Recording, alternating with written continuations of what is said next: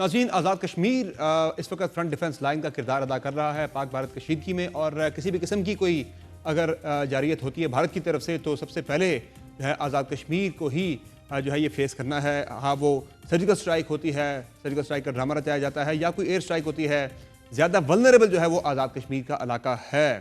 وہاں کی حکومت نے اس وقت کیا ہنگامی اقدامات اٹھائے ہیں اور خطرات کس طرح کے ہیں، بات کریں گے وزیر اعظم آزاد کشمیر جناب چودھری انوار الحق سے۔ سر بہت شکریہ آپ نے جوائن کیا پروگرام میں۔ یہ بتائے گا کہ پاک بھارت کشیدگی تو بڑھتی جا رہی ہے اور آزاد کشمیر کے اندر بھی حالات کافی زیادہ حساس ہیں، اس وقت صورتحال کافی حساس ہے۔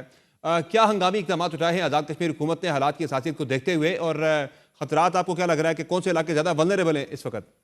دیکھیے، جو ایل او سی ہے اس پر آزاد کشمیر کے پرانے جو تھے حلقے وہ 13 تھے، اس کے بعد 9 انتخابی حلقے مزید 2 بن گئے، تو یہ اب قانون ساز اسمبلی کے جو 15 انتخابی حلقے ہیں یہ ایل او سی کے اوپر ہیں۔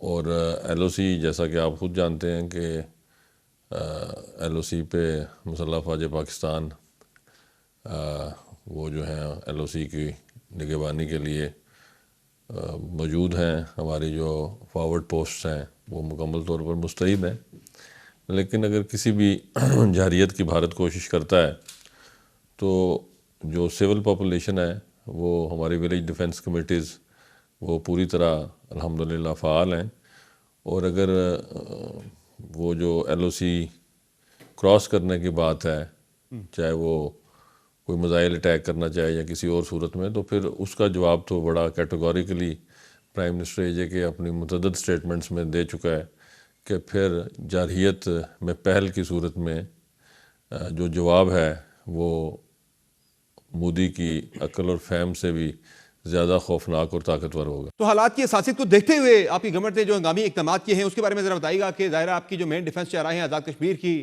ان کا کھلا رہنا بڑا ضروری ہے۔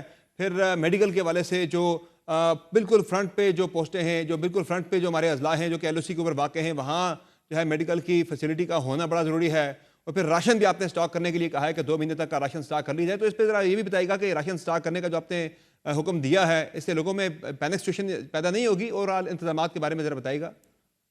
پاکستانی اور کشمیری قوم اگر آپ سوشل میڈیا کو دیکھتے ہوں تو اس وقت جو ہے نا پینک کی بجائے جو قوم ہے سچویشن کو انجوائے کر رہی ہے، اور جنگیں کبھی بھی انسانیت کے لیے کوئی بہتر بات نہیں ہے، اور حدیث پاک بھی ہے کہ جنگ کی طلب مت کرو، لیکن اگر مسلط کی جائے تو پھر پوری قوت سے اس کا جواب دو۔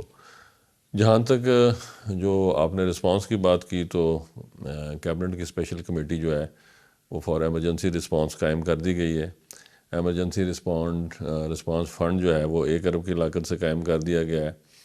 جو غلے کی ضروریات ہیں وہ ایل او سی کے جو علاقے ہیں ان کے لیے تقریباً 2 ماہ وہ سٹور کرنے کی ہدایات جاری کر دی گئی ہیں، اور اس سے پینک کا کوئی تصور بھی نہیں ہے، بلکہ یہ بنیادی طور پر اس امر کی طرف توجہ دینے والی بات ہے کہ زیادہ پاپولیشن ڈسپلیس نہ ہو، اور لوگ وہاں پہ اپنے مورچوں کے اندر رہ کے اپنی پوزیشنز کو بحال رکھتے ہوئے مسلح افواج پاکستان کے ساتھ مل کے کسی بھی جارحیت کی صورت میں دشمن کو منہ توڑ جواب دیں۔ جو ہمارا ہیلتھ انفراسٹرکچر ہے اس میں ایل او سی کے جتنے حلقے ہیں وہاں پہ ہیلتھ ڈپارٹمنٹ کے ذمہ داران کو ہدایت دی گئی ہیں کہ وہ سارے جو ایل او سی کے اوپر حلقے ہیں ان کے بی ایچ یوز میں، آر ایچ سیز میں، tehsil headquarter, district headquarter hospitals میں ایمبولینس سروسز، دوائیوں کا سٹاک، ایمرجنسی جو پریکیورمنٹ ہے وہ کر لیں۔ پھر اگر ہمیں جو تھوڑی بہت ڈسپلیسمنٹ اگر کرنی پڑتی ہے، لوگ پاپولیشن تھوڑی سی ہمیں موو بھی کرنی پڑتی ہے، تو اس کے لیے ایس ڈی ایم اے کو ہدایت دے دی گئی ہیں کہ وہ ٹینٹ ویلیجز کا بندوبست کر لیں۔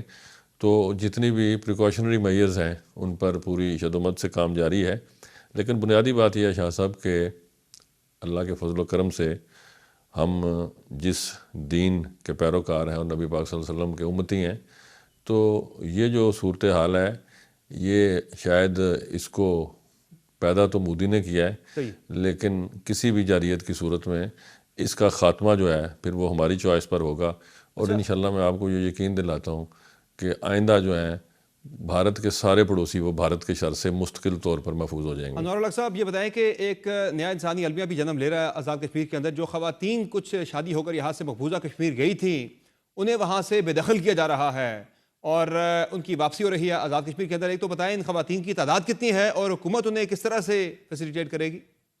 دیکھیے، یہ ایک انسانیت سوز ایک اور کبھی حرکت ہے جو مودی انتظامیہ کی ہے کہ تقریباً 350 بچیاں جو ہیں یہاں سے شادی شدہ ہو کے وہ مقبوضہ جموں کشمیر میں مختلف علاقوں میں وہ اپنے جو فیملیز ہیں، اپنے جو شوہر ہیں، وہ جو اپنے ان لاز ہیں ان کے ساتھ وہ رہ رہی ہیں. ان میں ان کی بچے بچیاں، ان کی ایکسٹینڈڈ فیملیز بھی ہیں. تو اچانک انہوں نے یہ فیصلہ کیا جی کہ ان سب کو ڈپورٹ کر کے تو پاکستان واپس بھیجا جائے. اب یہ تقریباً 350 آلموسٹ یہ فگر ہمارے پاس ہے، یہ اسٹیٹ لیس فیملیز ہیں. کچھ ان میں سے جو خواتین ہیں وہ آ چکی ہیں. ان کے لیے حکومت آزاد کشمیر نے جو ہمارا Jammu Kashmir liberation cell organization ہے اس کو آلریڈی ہدایت کر دی ہے کہ جو اپنی فیملیز کے ساتھ رہنا چاہیں گی، یہاں پہ اپنی رشتہ داروں کے پاس قیام کرنا چاہیں گی، ان کی بھی جو ان کی ضروریات ہیں وہ گورنمنٹ جو ہے اس میں پورا ہیلپ آؤٹ کرے گی. اور جن کی ابھی فوری طور پر عزیز و اقارب یہاں موجود نہیں ہیں تو ان کے قیام اور ان کے نان نفقہ کی جملہ ذمہ داری جو ہے وہ حکومت آزاد کشمیر کے اوپر. اچھا، مدارس کو بند کروانے کے فیصلے پہ بڑی بات ہو رہی ہے بھارت کے اندر بھی. یہ جو 1000 کے قریب مدارس بند کیے گئے ہیں فی الحال عارضی طور پر، یہ کسی ممکنہ سرجیکل سٹرائک کے ڈرامہ کے پیش نظر، خطرے کے پیش نظر، یا کسی ایئر سٹرائک کے خطرے کے پیش نظر یہ فیصلہ کیا گیا ہے؟ نہیں، یہ ایسی بات نہیں ہے. یہ چونکہ گرمیوں میں مختلف اوقات میں مدارس جو ہیں وہ اپنے امتحانات کے بعد کچھ دنوں کے لیے ان میں بھی وقفہ کیا جاتا ہے. تو یہ ایک تنظیم ہے جو مدارس کی اپنی تنظیم ہے، جو بین الوفاق مدارس کا جو آزاد کشمیر کا شعبہ ہے، یہ ان کا فیصلہ تھا. اور یہ 10-12 دن کی چھٹیاں، یہ نارمل روٹین ہے، اس میں کوئی ایسی زیادہ سنسنی خیزی کی بات نہیں ہے. ہاں، ہندوستان کی طرف سے یہ ضرور ان کے میڈیا پہ پروپیگنڈا کیا جا رہا ہے کہ جو مدارس ہیں وہ بند کروائے گئے ہیں ہماری سرجیکل سٹرائک کے خوف سے.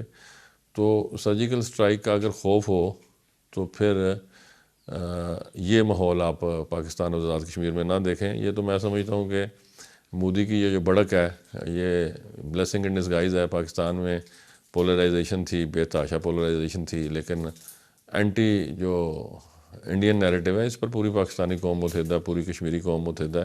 تو میں سمجھتا ہوں 5 اگست 2019 کے بعد جو مسئلہ کشمیر بھی ایک دھند کا شکار تھا، پوری قوت سے اس میں بھی پوری دنیا میں پتہ چلا دوبارہ کہ نہیں، یہ مسئلہ زندہ ہے، اپنی جگہ پہ موجود ہے. اس کو ریزالو کیے بغیر دونوں بین الاقوامی ایٹمی طاقتوں کے درمیان جو ہے وہ امن کی راہ ہموار نہیں ہو سکتی. تو یہ کسی بھی اعتبار سے میں یہ سمجھتا ہوں کہ یہ خسارے کا سودا آج دن تک تدم گفتگو نہیں ہے. تو چوہے صاحب یہ بتائیں کہ وہ مقبوضہ کشمیر جس کی تحریک آزادی کے بیس کیمپ کے آپ وزیر اعظم ہیں، وہاں کے حالات کافی خراب ہو چکے ہیں. وہاں کشمیریوں کے گھروں کو مسمار کیا جا رہا ہے، تقریباً 36 گھر اب تک مسمار ہو چکے ہیں، اور تقریباً کوئی 2500 کے قریب کشمیریوں کو گرفتار بھی کیا جا چکا ہے. تو کشمیر میں بھی ایک غزہ جیسی صورتحال جنم لے رہی ہے. تو آپ نے حال ہی میں جہاد کا اعلان بھی کیا تھا، تو پھر کیا ہونے جا رہا ہے؟ حالات کس طرف جا رہے ہیں؟ دیکھیے، گزارش یہ ہے کہ غزہ کا کوئی کمپیریزن جو ہے وہ کشمیر کے ساتھ نہیں ہے. غزہ کے پیچھے پاکستان جیسی غیور 24 کروڑ عوام پر مشتمل قوم نہیں کھڑی تھی. جی ہاں. غزہ کے پیچھے پاکستان جیسی طاقتور پروفیشنل مسلح افواجیں پاکستان موجود نہیں تھیں. غزہ کے پیچھے ایک ایٹمی ملک موجود نہیں ہے. یہاں بالکل ڈیفرنٹ صورتحال ہے. وہاں جس لیول کا جینوسائیڈ ہوا، اگرچہ پچھلے 76 سالوں میں کشمیریوں نے اس سے زیادہ قربانیاں دی ہوں گی، لیکن آج کی صورتحال یہ ہے، آج کا کشمیری نوجوان یہ سمجھتا ہے کہ اگر بھارت اپنی اس بربریت، اس دہشت گردی سے باز نہ آیا تو پاکستان سے تو ہم سیاسی، اخلاقی اور سفارتی حمایت کے خواہش مند ہیں جو کہ ہمیں ہر وقت بھرپور طریقے سے حاصل رہی ہے اور انشاءاللہ آئندہ بھی حاصل رہے گی. لیکن اگر ہم نے بھارتی جبر اور یہ درندگی کو اور بھارتی مسلح فوج کی جو دہشت گردی ہے اس کو روکنا ہے تو اس کے لیے پھر اپنی حربی قوت کا استعمال جو ہے وہ جہاد فی سبیل اللہ کی طاقت کو اور اس نظریے کو سامنے رکھتے ہوئے وہ پھر کشمیری مسلمانوں پر ان کی انڈیجنس موومنٹ کے تابع فرض ہے. اور بین الاقوامی دنیا بھی ہمارا یہ حق تسلیم کرتی ہے. اور جس طرح آپ نے ذکر کیا کہ بارود سے گھر اڑائے جا رہے ہیں، 2500 نوجوان جو ہیں وہ پھر گرفتار کیے گئے ہیں، تو ایک تو اس تکلیف دہ امر میں ایک جو امید کی بات ہے وہ سامنے آتی ہے کہ پچھلے جو 2019 سے آنورڈز بھارت نے جتنی بھی بین الاقوامی فورمز پہ مقبوضہ کشمیر میں کانفرنسز، انویسٹمنٹ، جو کچھ بھی کیا وہ اس ایک واقعے کی بنیاد پر وہ خس و خشاک کی طرح بہہ گیا اور کشمیر جو ہے وہ پوری دنیا کے سامنے پھر ایک بین الاقوامی تنازع کی صورت میں سامنے آیا. تو میں یہ سمجھتا ہوں کہ مشکل ضرور ہے اور آزادی کی جدوجہد جو ہے وہ خون مانگتی ہے، اور کشمیریوں نے یہ داستان تو لکھی اپنے خون سے ہے. لیکن ہیونگ سیڈ دیٹ، میں پوری طرح پر امید ہوں کہ اگر اس بربریت میں اضافہ ہوا تو پھر اس کا رد عمل بھی نہ صرف آزاد کشمیر کے اندر سے بلکہ مقبوضہ کشمیر کے اندر سے بھی بڑا خوفناک رد عمل جنریٹ ہوگا، جو کہ جنریٹ تو ہو رہا ہے. آپ نے جہاد کا اعلان کیا تھا، نوجوانوں کے اندر جذبات کیا ہیں جہاد کے معاملے کو لے کر؟ دیکھیے، جو آپ کی یوتھ ہے وہ پریشان تھی اس کیفیت سے، اس نیگیٹو پروپیگنڈے سے کہ خدا نہ خواستہ مسئلہ کشمیر کو سرد خانے میں ڈال دیا گیا. اب جب مسلح افواج کے سربراہ نے اپنی تعیناتی کے فوری بعد جو پاکستان ملٹری اکیڈمی کا کول میں جو تقریر کی، اور پھر جو وہ مظفر آباد تشریف لے گئے، اور اس کے بعد یہ جو انویسٹمنٹ کانفرنس تھی، تو جو بیانیہ اس وقت سپہ سالار پاک فوج کا ہے، پاکستانی فوج کا اور پاکستانی عسکری و سیاسی قیادت کا ہے، اس کے بعد تو جو یوتھ میں ہماری کنفیوژن تھی وہ مکمل طور پر دور ہو گئی ہے. ہمارے ساتھ وہ قربانیاں جو ہمارے آباء و اجداد نے دی تھیں، جس اونرشپ کی بنیاد پہ دی تھیں، وہ اونرشپ مکمل طور پر بحال ہے.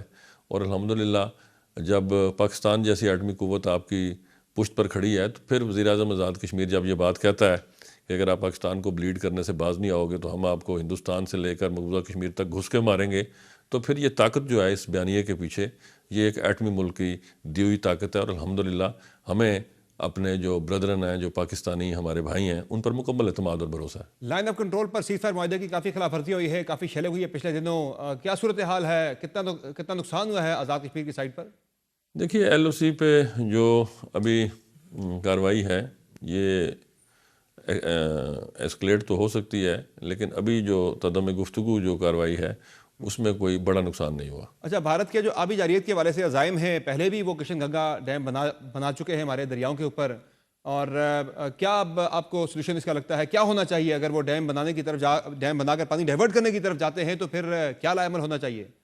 جہاں تک آبی جارحیت کی بات ہے تو جب بھارت نے کشن گنگا بنا کے تو دریا کو وولر جھیل کی طرف ڈائیورٹ کرنے کی کوشش کی، تو اس وقت بھی وہ آبی جارحیت کا ارتکاب کر رہا تھا. ابھی بھارت کا جو اوور فلو ہے انہوں نے سارے کا سارا ڈائیورٹ کر دیا ہے، وہ بھی آبی جارحیت ہے. تو اگر یہ آبی جارحیت کا تسلسل بڑھتا رہے گا تو اس کا تو بڑا واضح اور دو ٹوک جو رسپانس ہے وہ پاکستان کے وزیر اعظم نے اور پاکستان کی عسکری اور سیاسی قیادت نے دے دی ہے کہ پھر یہ اعلان جنگ ہے. یہ بتائیں چودھری انوار صاحب کے جنگی کابینہ یا کوئی وار کیبنٹ بنانے کے حوالے سے بھی کوئی تجویز زیر غور ہے آزاد کشمیر کے اندر، چونکہ اگلے سال آزاد کشمیر انتخابات کی طرف ہی جا رہا ہے؟ یہ جس طرح ایونٹس انفولڈ ہوتے جائیں گے، میں چونکہ جس ضلع سے تعلق رکھتا ہوں ادھر ہنگامی جنگی کابینہ بنانے کی ضرورت نہیں ہے. ہتھیار ہمارا پیشن بھی ہے، شوق بھی ہے.